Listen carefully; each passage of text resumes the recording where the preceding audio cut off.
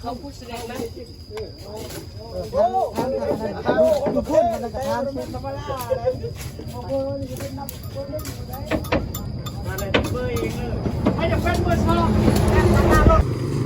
บ้าจ้าว่าวันนั้น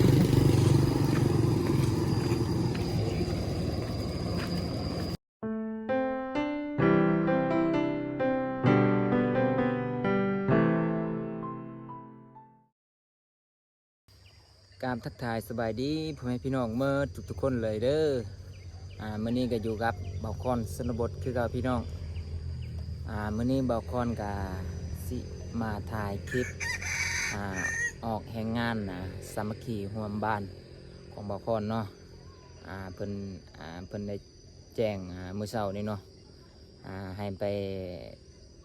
ตัดหญ้าแคมทางเนาะแคมทางใหญ่เนาะแคมทางเก่าพี่น้อง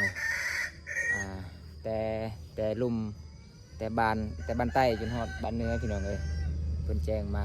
ประมาณ8 โมงนี่แหละให้ไปโฮมโตกันอยู่ลุ่มพุ่นเนาะแล้วก็ทางขึ้นมาพี่เลยเนาะตัดหญ้าขึ้นมาพี่เลยและบางคนก็สิถ่ายคลิป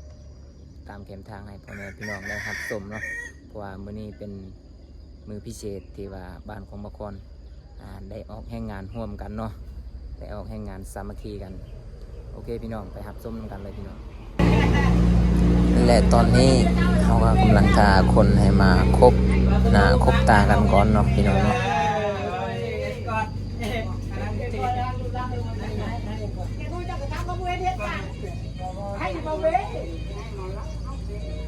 เขากินเหล้าคุณเบ้กินนะนี่นะคุณพ่อเลยพ่อ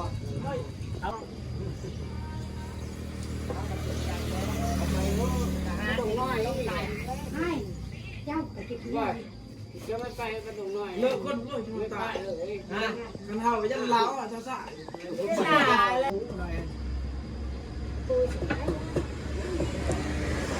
ตอนนี้ก็ยังมาโบคบกันอยู่พี่น้องถ้าให้คบคนแรกจังไปทางพี่น้องเอ้ยแต่เข้า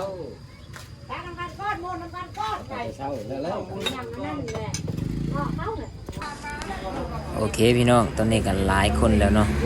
แต่ว่าก็ยังบ่ครบเนาะแต่ว่าหลายคนแล้วบางคนก็ยังบ่มาเนาะแต่ว่าก็สิเริ่มทางไปเลยเนาะเพราะว่าคนก็หลายเนี่ยแล้วโอเคพี่น้องตอนนี้ก็สิแบ่งกันเนาะคนเพราะว่ามันหลายคนละภาคทางกลุ่มละภาคทางบ่แม่นคนละภาคเนาะกลุ่มหนึงก็ภาคทางของภาคพุ่นกลุ่มหนึงก็ภาคเบิ่งนี้พี่น้องเอ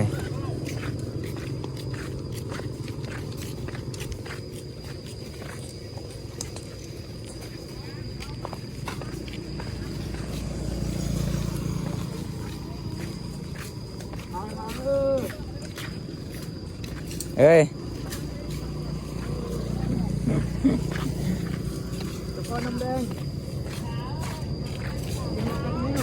เอ้ยเอ้ย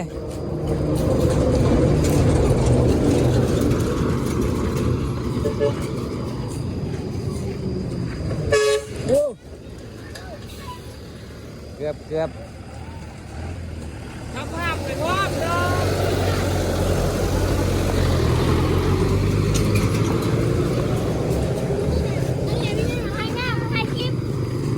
บ้า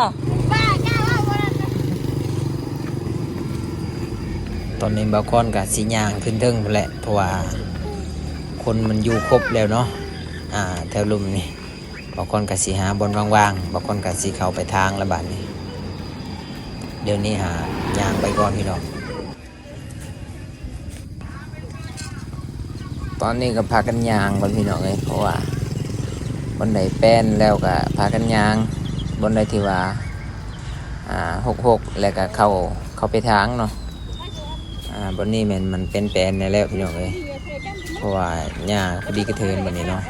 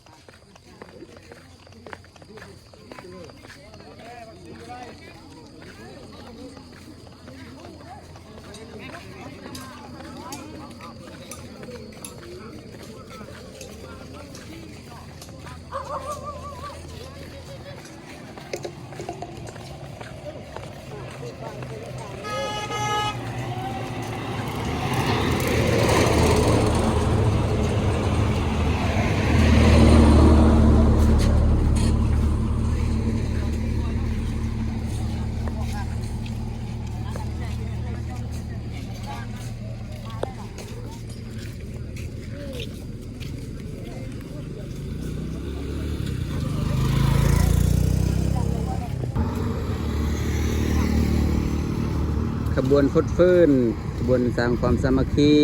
อนามัยเขตรับผิดชอบเส้นทางเล็กเก่าของบ้านแกงค่ำเมืองเซโปนแขวงสะวรรณเขตได้อนามัยเส้นทางว่าจะเป็นการอนามัยเก็บขี้เหงื่อแคมทางเนาะแล้วก็มีการทางปลาอนามัยเขตรับผิดชอบเขตบ้านแกงค่ำเนาะเพื่อความสบายความสะดวกสบายและความสะอาดเนาะ